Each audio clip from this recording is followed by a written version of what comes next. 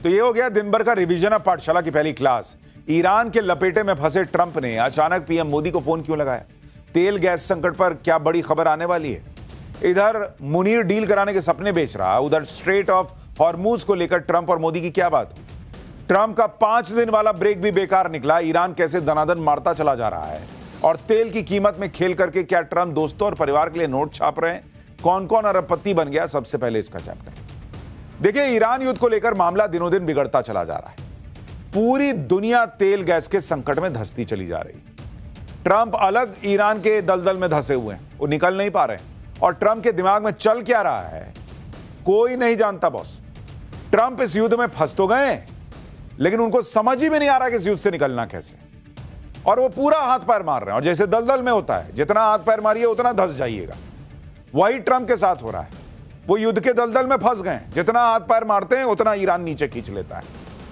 इसी में आज अचानक ट्रंप ने प्रधानमंत्री नरेंद्र मोदी को फोन लगा दिया। प्रधानमंत्री नरेंद्र मोदी से ट्रंप की बातचीत तब हुई जब कल से ये खबरें चल रही हैं कि ट्रंप ईरान से बातचीत करके कोई डील करना चाहते हैं, लेकिन ईरान से बात करने वाला भी तो कोई होना चाहिए कह रहे हैं। ईरान ने तो सीधे अमेरिका से बात करने से मना कर दिया, इसलिए किसी तीसरे को इसमें घुसना होगा। क्या प्रधानमंत्री मोदी को ट्रंप ने इसलिए फोन लगाया कि भाई आप कुछ कीजिए, देखिए कैसे ईरान से सेटिंग हो सकती है? या फिर बात कुछ और है जिसके बारे में आगे आपको बताऊंगा कि ट्रंप और नरेंद्र मोदी की क्या बात हुई। क्योंकि आप यह भी देखिए कि युद्ध में बीच बचाव के लिए बिना किसी तीसरे देश के आए युद्ध रुकने वाला तो लग नहीं रहा। एक दूसरे से बात इनकी हो नहीं रही, बम पे बम मारते चले जा रहे हैं। बातचीत होने के ट्रंप के दावों के बीच ईरान ने बीते 10 घंटे में इजराइल पर 7 बड़े हमले किए हैं बॉस। बीते 10 घंटे में जब ट्रंप कह रहे हैं कि 5 दिन अभी आप चलो हम दोनों लड़ाई नहीं करेंगे, ईरान मार रहा है भाई। 10 घंटे में 7 हमले कर दिए। इजराइल और अमेरिका ने भी ईरान पर तगड़ा हमला किया है। उधर यह भी दावा है कि अब कुछ खाड़ी देश भी इस युद्ध में कूदने वाले हैं। यानी ट्रंप जो 5 दिन वाला ब्रेक का पासा फेंके थे वो तो ठस्सी बम निकला, कुछ है ही नहीं। ईरान मारिए रहा है, ये मारिए रहे हैं और लोग घुसने वाले हैं, तो 5 दिन का नौटंकी ना है। फिर कैसे ईरान दनादन मारता चला जा रहा है? ट्रंप कह रहे थे कि ईरान बात कर रहा है, लेकिन यहां तो ईरान की मिसाइलें बोल रही हैं। आपको आज विस्तार से बताऊंगा इस मारधाड़ के बीच कैसे मुनीर ईरान युद्ध में डील करवाने के सपने बेचने लग गया है, कैसे मुनीर युद्ध में ट्रंप की सेटिंग करवाने और ईरान से मीटिंग करवाने में लगा हुआ है। ट्रंप ने और किस किस को इसमें लगाया हुआ है। युद्ध के बीच जहां दुनिया का भयंकर नुकसान हो रहा है, भाई ट्रंप के लोग कैसे नोट पे नोट छाप रहे हैं।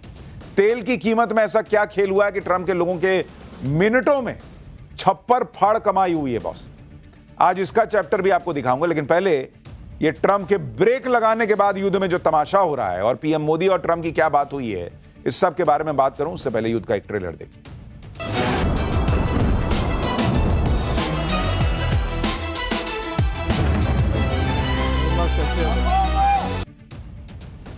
देखिए, ईरान अमेरिका युद्ध में आज की सबसे बड़ी खबर यही है कि डोनाल्ड ट्रंप ने इस पूरे युद्ध के बीच में प्रधानमंत्री नरेंद्र मोदी को फोन घुमा दिया है।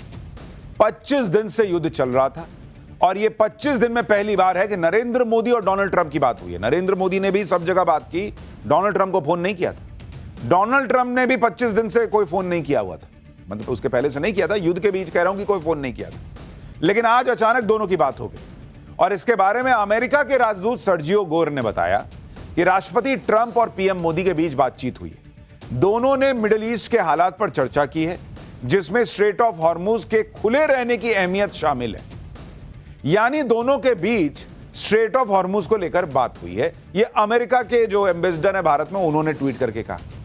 इसके बाद प्रधानमंत्री नरेंद्र मोदी ने भी ट्वीट करके बताया कि राष्ट्रपति ट्रंप का फोन आया था। भाई उन्होंने पहले ही लाइन में लिख दिया कि राष्ट्रपति ट्रंप का फोन आया था, क्योंकि ट्रंप इतने झूठे हैं कि पता चला कहेंगे कल को कि भाई मोदी ने फोन किया था, तो पहले ही लाइन में लिख दिया कि उसे उधर से फोन आया था। और उन्होंने कहा कि उनके साथ पश्चिमी एशिया के हालात पर सार्थक चर्चा हुई है। भारत तनाव को कम करने और जल्द से जल्द शांति बहाल करने का समर्थन करता है। स्ट्रेट ऑफ हॉर्मूज को खुले रहना, सिक्योर रहना पूरी दुनिया के लिए जरूरी है। पीएम मोदी ने बताया कि ट्रंप के साथ इस बात पर सहमति बनी है कि शांति और स्थिरता के प्रयासों के लिए संपर्क में रहा जाएगा।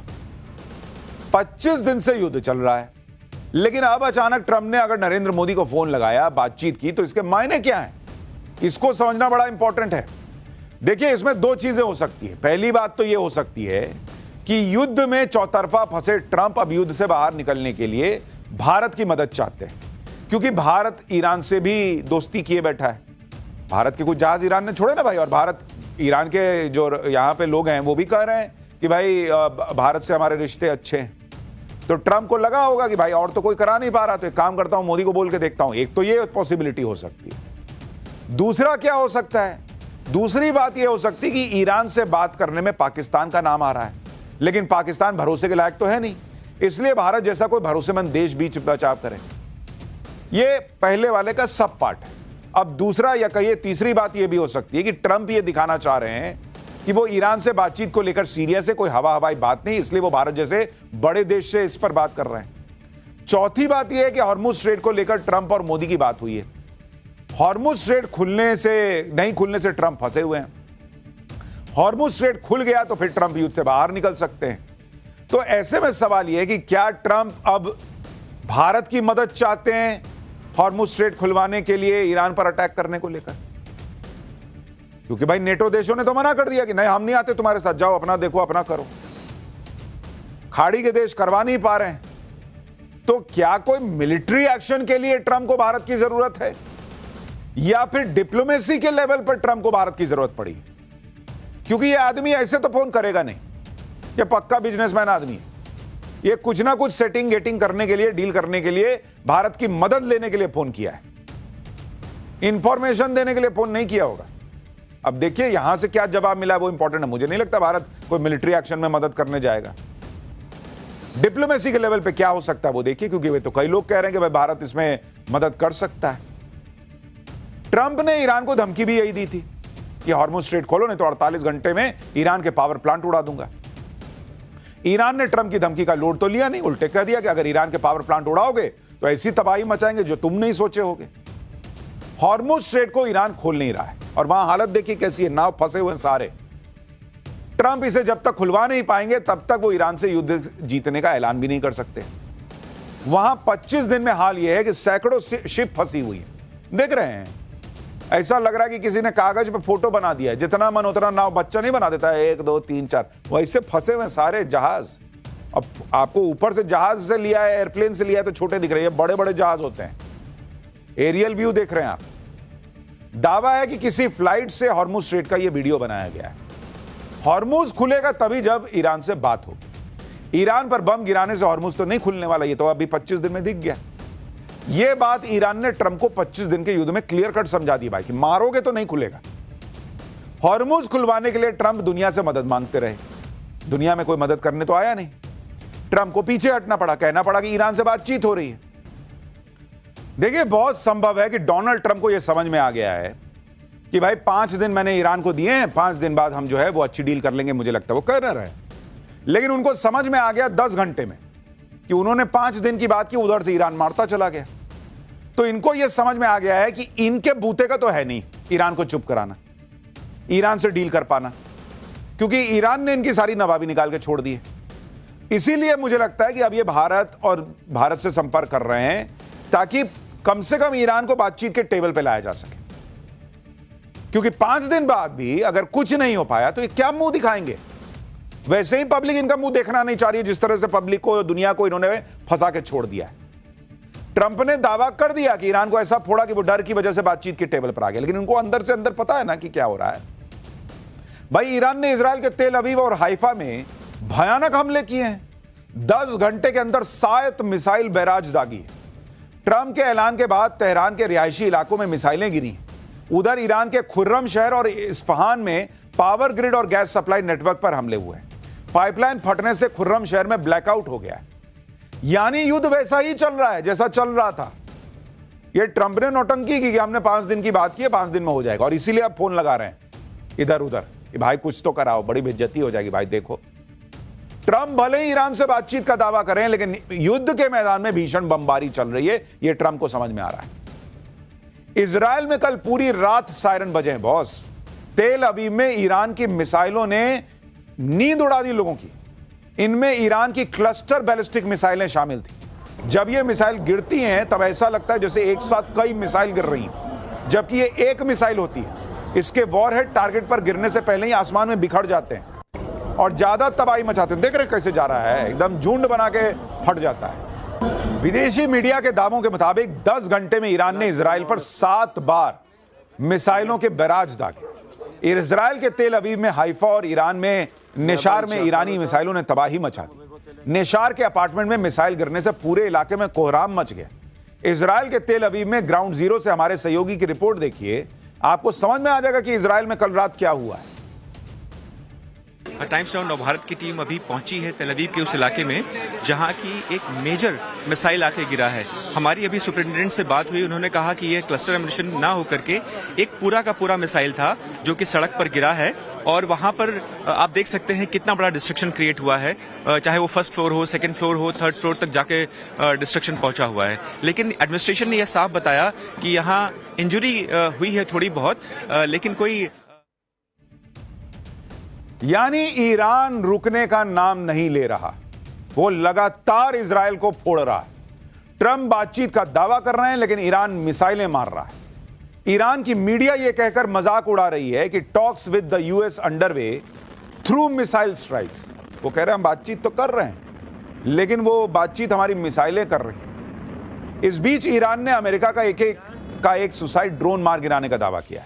ईरान की फोर्स न्यूज एजेंसी ने एक वीडियो जारी किया। इस वीडियो में एक काले रंग का सुसाइड ड्रोन क्रैश हुआ पड़ा है। ईरानी न्यूज एजेंसी ने इसे अमेरिका का ल्यूकस ड्रोन बताया है। 25 दिनों के इस युद्ध में ईरान ने अब तक अमेरिका के 131 ड्रोन मार गिराने का दावा किया है। इधर ईरान फोड़ता चला जा रहा है, उधर इजराइल भी नहीं रुक रहा। कल रात तेहरान में रिहायशी इलाके में भयंकर एयर स्ट्राइक हुई जिसके बाद पूरा इलाका हिल गया। एक बिल्डिंग तो पूरी तरह से तबाह हो गई जबकि दूसरी बिल्डिंग में एक फ्लोर रहने के लायक ही नहीं बचा। ईरान ने आरोप लगाया है कि हमला अमेरिका और इजराइल ने किया। ये तस्वीरें आपको तेहरान की दिखा रहा हूं। मतलब दोनों तरफ भयंकर तबाही मची हुई। सोचिए, बम और मिसाइलें तब गिर रही हैं जब ट्रंप ने 5 दिन के लिए ब्रेक लगा रखा है हमले पर। जब ट्रंप ये कह रहे हैं कि बातचीत चल रही है तब मिसाइलें गिर रही हैं। ऐसे में ट्रंप की बातों को कोई सीरियसली कैसे लेगा बॉस? ट्रंप दावे बड़े बड़े फेंक देते हैं। उनकी ईरान में कुछ लोगों से बात हो रही है कह देते हैं, वो ईरान में टॉप के लोग हैं कह देते हैं। ट्रंप का दावा है कि ईरान अब वैसा ही करेगा जैसा वो चाहेंगे, तो अब तक क्यों नहीं किया? और कर रहा है, आपके चाहने पर कर रहा है, तो तेल अवीव कैसे फोड़ रहा है? आप चाहते हैं क्या इजराइल पर अटैक हो? वो कह रहे हैं कि जैसा वेनेजुएला में ट्रंप ने किया था वैसा ही ईरान में होगा। वेनेजुएला में तो ट्रंप ने वहां के राष्ट्रपति मादुरो को उठवा लिया था, फिर मादुरो के ही करीबी सहयोगी डेल्सी रोड्रिगेज को कमान सौंप दी। यही फॉर्मूला ट्रंप ईरान में अपनाना चाहते हैं, लेकिन ईरान वेनेजुएला नहीं है। ट्रंप ये दावा कर रहे हैं कि वो ईरान में बहुत सॉलिड व्यक्ति से बात कर रहे हैं, लेकिन वो सॉलिड व्यक्ति है कौन ये तो बताओ बॉस। उनको खुद नहीं पता, क्योंकि फेंकने में कुछ थोड़ी लगता है। कुछ मीडिया रिपोर्ट्स ने ट्रंप प्रशासन के हवाले से बताया कि अमेरिका ईरान की संसद के स्पीकर मोहम्मद बगैर गलीबाफ से बातचीत कर रहा है। मोहम्मद बगैर गलीबाफ ईरान की संसद के अध्यक्ष हैं। इनकी गिनती ईरान के शक्तिशाली नेताओं में की जाती है। ईरान की राजनीति में मोहम्मद बगैर गलीबाफ एक बड़ा नाम है। वो IRGC के पूर्व कमांडर और तेहरान के मेयर रह चुके हैं और सीधे तौर पर सुरक्षा बलों और सुप्रीम लीडर के करीबी रहे। लेकिन अगर अमेरिका इनसे बात कर रहा है तो खुल के नाम लेता है। ये तो सोर्सेज से खबरें चल रही हैं।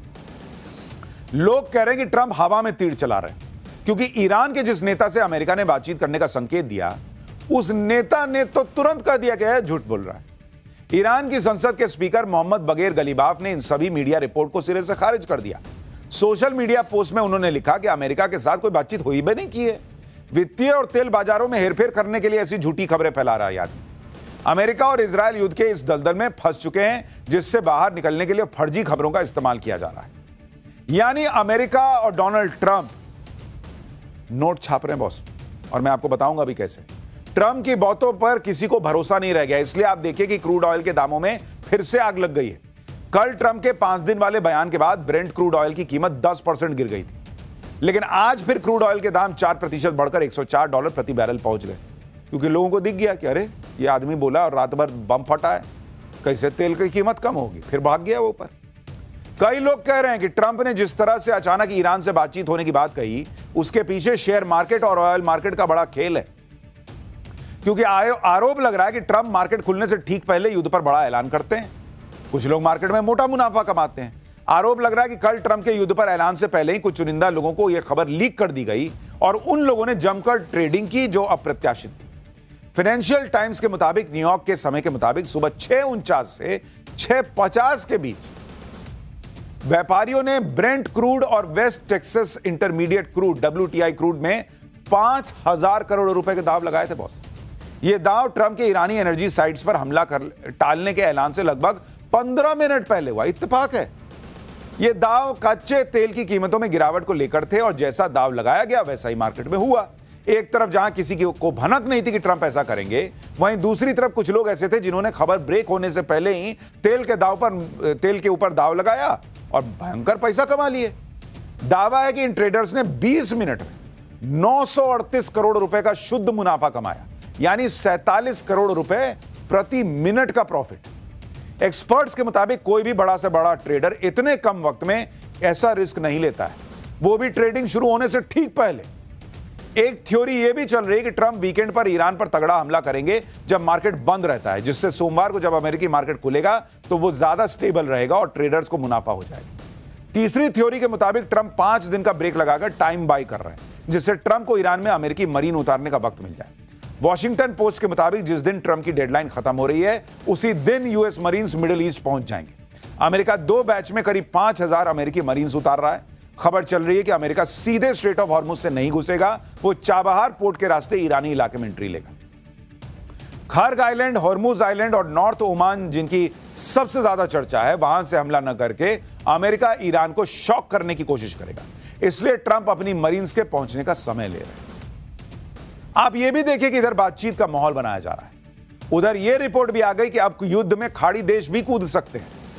वॉल स्ट्रीट जर्नल की रिपोर्ट के मुताबिक सऊदी अरब और यूएई भी युद्ध में कूदने की कगार पर खड़े हैं, क्योंकि ईरान ने उनकी इकोनॉमी को बहुत ज्यादा नुकसान पहुंचा दिया है और हॉर्मुज स्ट्रेट को ब्लॉक कर दिया।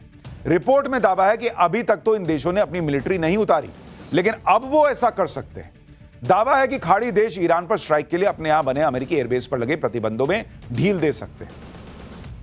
इन्हीं सब बातों से लोग सवाल उठाने लगे कि क्या ट्रंप बातचीत को लेकर झूठ बोल रहे हैं और बातचीत की आड़ में युद्ध को नए लेवल पर एस्केलेट करने की तैयारी कर रहे हैं।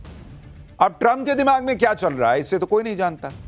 क्या नरेंद्र मोदी से उनकी बातचीत चाबहार पोर्ट को लेकर हुई है कि उधर से घुसने वाले हैं? क्या कोई नहीं जानता पर्दे के पीछे क्या चल रहा है। लेकिन यह बात भी सच है कि ईरान से कांटेक्ट करने की कोशिश ट्रंप के लोग कर रहे हैं, क्योंकि कई रिपोर्ट्स में दावा किया गया है कि ट्रंप ने अपने 2 करीबी लोगों को इसमें लगाया हुआ है। कहा जा रहा है कि ट्रंप ने अपने दोस्त स्टीव विटकॉफ और दामाद जेरेड कुशनर को ईरान से बातचीत के काम पर लगा दिया है। इनके बारे में आपको बता देता हूं। स्टीव विटकॉफ ये न्यूयॉर्क के बड़े रियल एस्टेट कारोबारी और विटकॉफ ग्रुप के फाउंडर हैं। ये ट्रंप के पुराने और बहुत करीबी दोस्त हैं। ट्रंप ने विटकॉफ को ईरान के साथ शांति वार्ता के लिए अपना विशेष दूत बनाया। ट्रंप के दूसरे करीबी हैं जेरेड कुशनर। ये ट्रंप के दामाद साहब हैं। ट्रंप की बड़ी बेटी इवांका ट्रंप से इनकी शादी हो रखी है। कुशनर ट्रंप के पिछले कार्यकाल में उनके सलाहकार थे। माना जाता है कि कुशनर ने इजरायल हमास युद्ध रुकवाने में अहम भूमिका निभाई थी। इसलिए ट्रंप ने ईरान के साथ शांति बातचीत करने के लिए उन पर भरोसा जताया कि जा बेटा तू ही कुछ कर, ससुर को बचा। लेकिन ट्रंप के सामने दिक्कत है कि जिन 2 लोगों को ईरान से कांटेक्ट करने और बातचीत करने के लिए लगाया गया, ये वही लोग हैं जिन्होंने पहले भी ईरान से बातचीत की, लेकिन उस बातचीत के बीच ही ईरान पर हमला करवा दिया। इसलिए ईरान इन पर भरोसा नहीं कर रहा और ना ही सीधी बातचीत हो रही है। ट्रंप को इसलिए बैक चैनल से कुछ और देशों को, कुछ लोगों को लगाना पड़ा है। खबर है कि अमेरिका और ईरान के बीच किसी संभावित बातचीत के लिए जिस जगह को चुना गया, वो जगह पाकिस्तान की राजधानी इस्लामाबाद है। इस खबर को और ज्यादा मजबूती तब मिली जब पता चला कि ट्रंप के शांति दूत स्टीव विटकॉफ और उनके दामाद इस वक्त पाकिस्तान में मौजूद हैं। जब इस बारे में व्हाइट हाउस की प्रवक्ता कैरोलिन लेविट से पूछा गया तो उन्होंने भी गोलमोल जलेबी छान दी, जवाब सीधा नहीं दिया। कैरोलिन से पूछा कि क्या इस हफ्ते अमेरिकी उपराष्ट्रपति जेडी वेंस ट्रंप के दोनों शांति दूत विटकॉफ और कुशनर के साथ इस्लामाबाद में ईरानी अधिकारियों से मुलाकात करेंगे, तो उन्होंने कहा कि यह संवेदनशील कूटनीतिक चर्चाएं और अमेरिका प्रेस के जरिए बातचीत नहीं करेगा। यह एक बदलती हुई स्थिति है और बैठकों के बारे में लगाए जा रहे अंदाजों को तब तक अंतिम नहीं माना जाना चाहिए जब तक कि व्हाइट हाउस द्वारा उनकी औपचारिक घोषणा न कर दी जाए। भाई एक बार में बोलो कि नहीं हो रहा है, लेकिन ऐसा नहीं बोल रहे, घुमा फिरा के जवाब दे रही है। एक तरफ व्हाइट हाउस कोशिश कर रहा है कि ईरान के साथ होने वाली शांति वार्ता को सीक्रेट रखा जाए, दूसरी तरफ पाकिस्तान ने वाहवाही लूटने के चक्कर में व्हाइट हाउस की कोशिशों पर पानी फेर दिया। खुद पाकिस्तान के प्रधानमंत्री शहबाज शरीफ ने सोशल मीडिया पर ढिंडोरा पीट दिया। लिख दिया कि पाकिस्तान मिडिल ईस्ट में युद्ध को समाप्त करने के लिए संवाद की दिशा में जारी प्रयासों का स्वागत करता है और उनका पूर्ण समर्थन करता है। अमेरिका और ईरान की सहमति के बाद पाकिस्तान इस जारी संघर्ष के व्यापक समाधान और सार्थक और निर्णायक वार्ता को सुगम बनाने के लिए मेजबानी करने को तत्पर और गौरवान्वित महसूस करता है। यानी वहां व्हाइट हाउस छुपा रहा है कि नहीं भाई, उनको कैसे दिखाएं कि हम पाकिस्तान के जरिए जो है वहां पे बैठक कर रहे हैं। यहां ये भाई ने खुला बोल दिया कि देखिए हम तो बड़ा खुश हैं कि आप हमारे यहां आके बातचीत कर रहे हैं। खबर यह भी है कि इस युद्ध को रुकवाने का क्रेडिट लेने के लिए पाकिस्तान जीतोड़ हाथ पांव मार रहा है। मीडिया रिपोर्ट के मुताबिक मुनीर ने शांति वार्ता को लेकर ट्रंप से बात की। शहबाज शरीफ ईरान के राष्ट्रपति मसूद पेजेश्कियन से फोन पर बात कर चुके हैं। कहा जा रहा है यह भी दावा है कि पाकिस्तान के साथ तुर्की और इजिप्ट भी मध्यस्थता करने में लगे हुए हैं, क्योंकि पाकिस्तान के साथ क्या है कि वो मुनीर जो है वो ट्रंप की चापलूसी में एकदम नंबर 1, तो वहां थोड़ा सेटिंग वेटिंग हो रखा है। ट्रंप के दामाद से भी उनकी बनती है, और वहां इस्लामिक ब्रदरहुड वाला मामला है, तो उसमें ईरान को थोड़ा कह सकते कि भाई तुम मेरी बात सुनो। सोचिए ट्रंप का क्या हाल हो गया कि पाकिस्तान जैसे देश या पाकिस्तान जैसे गए गुजरे देश से कहना पड़ रहा है कि भाई सेटिंग करवा, मीटिंग करवा। मुनीर को तो जो ऑर्डर आएगा वो उस ऑर्डर को पूरा करने में लग जाएगा। लेकिन सवाल यह कि ईरान मानेगा या नहीं। ईरान ने किसी तरह से पीछे हटने के कोई संकेत नहीं दिए हैं, और ईरान को भी तो दिख रहा है कि तुम मुस्लिम ब्रदरहुड की बात करते हो, तुमने कौन सी मेरी मदद कर दी जब अमेरिका और इजराइल मार रहे थे। एक तरफ तो ईरान अटैक पर अटैक कर रहा है, दूसरी तरफ वो नए नेता को अभी ऐलान कर रहा है। अमेरिका और इजराइल ने ईरान की टॉप लीडरशिप को खत्म कर दिया, फिर उसके बाद जो नेता आए उनको भी खत्म कर दिया, लेकिन ईरान नए नेता नियुक्त करता जा रहा है। आप देखिए कि अली खामनेई के बाद ईरान ने मुस्तफा खामनेई को नया सुप्रीम लीडर बना दिया, और अब ईरान के सुरक्षा प्रमुख अली लारिजानी की खाली कुर्सी पर नया नेता लाकर बिठा दिया गया है। ईरान के राष्ट्रपति मसूद पेजेश्कियन के कार्यालय से ऐलान हो चुका है कि मोहम्मद बाकेर ज़ोलखद्र को ईरान के सुप्रीम नेशनल सिक्योरिटी काउंसिल का नया सचिव नियुक्त किया गया है। ज़ोलखद्र ईरान के इस्लामिक रेवोल्यूशनरी गार्ड्स के पूर्व कमांडर हैं। वो गृह मंत्रालय में सुरक्षा उपप्रमुख, सशस्त्र बलों के जनरल स्टाफ में उपप्रमुख का पद संभाल चुके हैं। कट्टरपंथी good popular front of Islamic revolutionary forces के चीफ रह चुके हैं। ज़ोलखद्र 2022 से वो एक्सपीडियंसी डिसर्नमेंट काउंसिल के सचिव के रूप में एक्टिव थे। यानी ईरान भी लगातार मैसेज दे रहा है कि वो आगे की लंबी लड़ाई के लिए तैयार है। अब अगर ये लड़ाई रुक नहीं रही, पर्दे के पीछे खेल हो रहे हैं, कुछ नया कांड हो सकता है, ऐसे में भारत क्या करेगा? पाठशाला में अगला चैप्टर इसी पर है। 2 दिन में पीएम मोदी ने दूसरी बार अलर्ट मोड ऑन किया है बॉस। संसद में तेल गैस संकट पर क्या बड़ी बात कह दी। कहीं इमरजेंसी लागू, कहीं लॉकडाउन लग गया। तेल गैस के संकट के बीच भारत में कितना माल बचा है? तेल गैस, नौकरी, महंगाई